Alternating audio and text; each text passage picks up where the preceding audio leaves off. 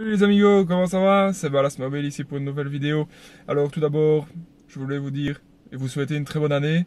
Oui, très en retard, nous sommes je ne sais même plus quand on est, nous sommes le 17 ou le 18 février.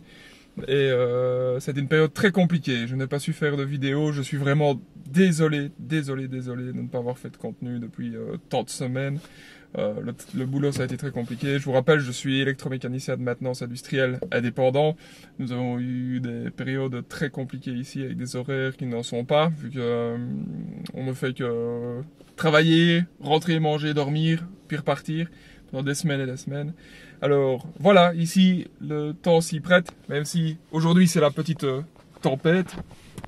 Je vous fais une petite vidéo parce que je suis donc dans ma troisième voiture que je pense que je ne vous ai pas encore présentée. Je la ferai plus en détail. De toute façon, vous ne tracassez pas, vous allez voir pas mal de vidéos avec cette petite voiture. Donc en fait, je suis dans Betelgeuse, donc ma RS6 C5 de 2003.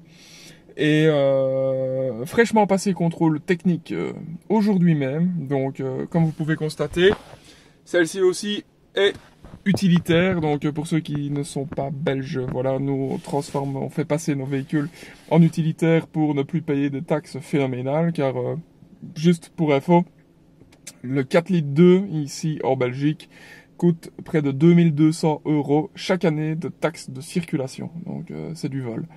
Et donc voilà, aujourd'hui, donc elle a été transformée en utilitaire et donc elle est passée le contrôle de validation de la transformation. Donc c'est génial, je vais avoir mon nouveau certificat de conformité en tant que véhicule utilitaire et il ne me restera plus qu'à repasser encore un contrôle pour l'immatriculation. De plus, très grande nouvelle, parce que, je sais pas si vous le savez, mais les récits C5, elle a la fâcheuse m'a dit, oui, je rentre du taf, hein, donc je suis tout dégueu, voilà, je vous dis, je me suis dit, je vais faire une vidéo à mes potos, je la fais tout de suite, voilà, c'est comme ça. Et donc, ces vieilles RS6 ont une très vilaine boîte automatique, qui est une ZF5 HP 24, pardon, qui est de la pure merde. Je le dis platement, voilà ma voiture à 160 000 km, la boîte elle est rincée, mais rincée de chez rincée, c'est un truc de fou. Et j'ai eu la confirmation aujourd'hui qu'en fait, bon, sur conformité d'origine, le RSI C5 est une boîte automatique, donc voilà. Mais moi, j'ai le petit projet de la passer en boîte manuelle, ce qui est beaucoup mieux pour exploiter les 510 chevaux de la bête, car celle-ci, oui, elle est cartographiée, une petite carto. Elle aurait apparemment 510 chevaux. Je vous le dirai quand tout sera fini, lorsqu'elle finira sa panse sur un banc, pour vraiment voir ce qu'elle sort. Donc oui, parce qu'avec cette boîte absolument scandaleuse, autant dire que mon A4 qui est là, non, là on voit une vieille 207 qui pue du cul, ou une 206, je sais même pas ce que c'est, mais je m'en fous. Mon A4 va plus fort en fait. Ouais. Mon A4 3 litres qui a 330 bourrets, dont vous avez pu voir la vidéo. Oui, elle a 330 chevaux et 710 Nm, donc et 304 000 km. Voilà, tout va bien. Petite parenthèse sur notre ami le Q7 qu'on voit à travers la Up GTI. Il est retombé en panne dans le mois de novembre. En fait, oui, je suis parti en vacances et j'ai demandé à mon cher père de le faire tourner tous les 2 jours, ce qu'il a fait. Mais au bout de la 3e fois qu'il l'a fait tourner, notre cher ami n'a démarré que sur 6 cylindres. Donc voilà, c'est un régulateur de pompe, régulateur de pression, de pompe d'injection qui est flagué. Côté droit. Chez Audi, on te remplace la pompe, mais moi, je vais juste changer le capteur parce que j'ai pas envie de descendre le moteur. Il faut presque le faire, même pour le remplacer, mais bon, voilà. Donc, revenons à nos moutons, revenons sur notre petite RS6. Donc, je vais la convertir en boîte manuelle.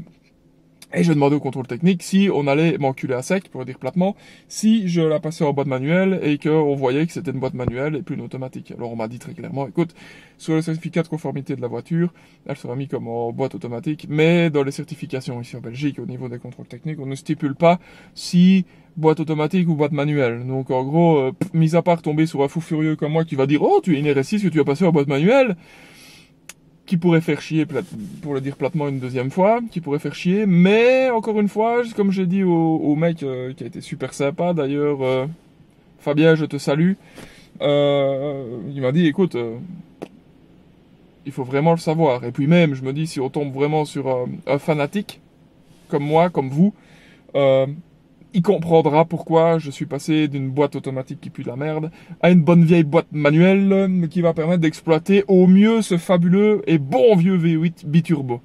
40 soupapes. Donc voilà, ici c'est passé, donc je ne vais pas encore la démonter tout de suite car j'ai encore un contrôle technique à passer d'ici à peu près 15 jours je pense. Si ça va aussi vite que pour le Q7, dans 15 jours je repasserai le contrôle pour l'immatriculation. Dès qu'elle sera immatriculée, je vais mettre les plaques dessus, et ben je vais la mettre à mon garage, la mettre sur chandelle, et je vais la démonter. Donc je vais sortir le moteur, la boîte, donc tout le train avant, hein, je vais pas me faire chier, moi je sors tout, hein. Je sors tout, berceau, boîte moteur, tout le monde dehors.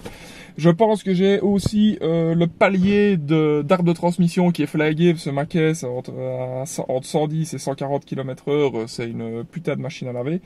Mais ça dépend aussi si je lui mets des chocs de la transmission, ça vibre ou pas, c'est pas une roue, parce que même à la décélération, ça vibre un truc de ouf. Et même des vibrations, on dirait latérales. Donc pour moi, je pense que c'est le cardan central qui est cuit, enfin en tout cas le palier qui est mort. Donc j'ai l'arbre de transmission qui bat au milieu, quoi, qui oscille. Donc en plus d'être dangereux, c'est vraiment chiant. Donc voilà, il faut pas rouler comme ça trop, sinon je vais tout flaguer. J'ai remarqué que j'ai un petit sifflement dans le pont arrière à 160 km/h, donc je vais commencer par le vidanger. Et si ça continue de siffler, il finira sa vie encore un petit peu et je rechercherai une occasion à mettre dessus. C'est pas un problème, hein. Donc bon, voilà, au garage, j'ai déjà la boîte manuelle de 4 litres 2, bien évidemment. Donc il me reste à trouver un volomoteur de 4 litres 2, essence. Donc si l'un d'entre vous a peut-être connaissance d'une S6 C5 boîte mécanique ou une vieille A8 D2, donc de 94 à 2001, qui a une boîte 6 vitesses, provenant de 4 litres 2, je précise bien de 4 litres 2, c'est souvent les boîtes EEI de code. Je cherche un volomoteur et kit d'embrayage, ça je l'achèterai neuf, ça n'y a pas de problème. Mais le volomoteur, ça ne se trouve plus en neuf, en tout cas, ça devient la merde. Donc voilà, après je commencerai à faire ça, puis la suite des événements, vu que énormément de personnes font ces conversions de cette fabuleuse bagnole en boîte manuelle, ce qui j'approuve totalement, étant donné cette boîte pourrie automatique. Donc voilà un petit peu les petites nouvelles. Ici, tout va bien, j'espère que ça va bien chez vous. J'espère que vous commencez à respirer un petit peu mieux maintenant et que les gouvernements arrêtent leurs conneries. Et j'espère aussi que très vite, j'espère quand même le plus vite possible que les carburants vont quand même diminuer un petit peu. Si vous êtes belge, vous comprendrez ce que je dis. Si vous êtes français, vous le comprenez aussi parce que c'est la même merde. Donc voilà, il y en a marre de payer 1,80€ le litre de diesel et la même chose pour le litre de 98. Donc bon, je vais finir par en fabriquer moi-même, hein. Si jamais je trouve la recette, je vous garantis que je le mets direct. L'essence, c'est pas difficile, hein. On prend des fruits et on en fait de l'alcool, hein. On fait de l'éthanol, c'est parti, et on roule à l'alcool. Ici, on roule à la vodka, on roule à la slivovitz, ça va aller. Il y a un moment, l'état, merde. Bon, on n'en est pas encore là, mais bon, voilà. Donc voilà, petite vidéo pour vous remercier de me suivre, pour tous vos messages et tout ça, c'est vraiment cool. Je remarque que la A4 fait des émules, donc c'est chouette, franchement, parce que c'est vraiment une super caisse. Pour vous le redire encore une fois, n'hésitez pas. A4 B8 3 litres TDI, boîte manuelle, les gars, foncez, que ce soit de 2008 à 2015, allez-y. Franchement, je ne peux vous conseiller cette bagnole que 1000 fois. Franchement, c'est vraiment super génial. C'est vraiment une super caisse qui fait des bornes à crever. Moi, je vous dis, je la respecte mécaniquement le temps de chauffer, mais je vous garantis que je l'exploite tous les jours. Tous les jours. Il y a qu'ici, ça fait 2 jours que je roule avec la petite RS des familles ici, qui est, malgré ses 20 ans d'âge, enfin 19 ans d'âge, somme toute vieillie très bien, je dois dire honnêtement, très bien. Même si elle a été malmenée dans son jeune temps, c'est une voiture qui est d'origine italienne, qui est arrivée en Belgique, si je ne m'abuse, aux alentours de 2008, je pense en 2008 qu'elle est arrivée ici. Elle est du 29 décembre 2003, immatriculée la première fois le 7 janvier 2004, donc elle est sur la passation, je dis 2003, mais voilà, c'est une 2003, mais millésime 2004, bref, on s'en bat les couilles, c'est comme ça, voilà. Et qui ne comptabilise que 160 000 km. Donc voilà, mais il y aura plein de vidéos pour le changement, parce que je pense que je vais changer le faisceau moteur, je vais faire la distribution, il y aura la boîte de vitesse, enfin bien, ça va être super cool, je vous le dis. Mais il y en aura d'autres avant, je vous referai une petite vidéo sur le Q7 pour vous faire, comment est-ce que je pourrais dire... la mise à jour, on pourrait dire, des modifications que j'ai fait dessus. Donc là, au niveau de la réparation, qui va être super génial, vu que, étant donné qu'il est tombé en panne chez moi et que mon garage est à 23 km, je ne sais pas faire ces 23 km sur le côté gauche du moteur. Parce que, il tourne très bien, il tourne comme un V6, il tourne sur les 6 cylindres du côté gauche, vu que ce sont 2 systèmes d'injection totalement séparés. Et vu que je ne sais pas aller jusque là, je dois le faire comme un hussard dans mon allée, là, devant le garage. Là, on le voit à travers, ce gros enfoiré de Q7 qui tombe tout le temps en panne, sa mère. Donc voilà, je vous ferai une petite vidéo quand je serai couché en dessous, quand le temps me permettra de le faire. Là, je peux le faire, mais comme il fait tempête et qu'il commence à faire nuit, je n'ai plus envie. J'ai fait beaucoup trop d'heures cette semaine, j'en ai marre de toucher à des outils. Donc je vais me reposer gentiment ce week-end. Je vous souhaite également un très bon week-end. À très vite pour une prochaine vidéo. Je vais suivre les vidéos un peu plus souvent maintenant.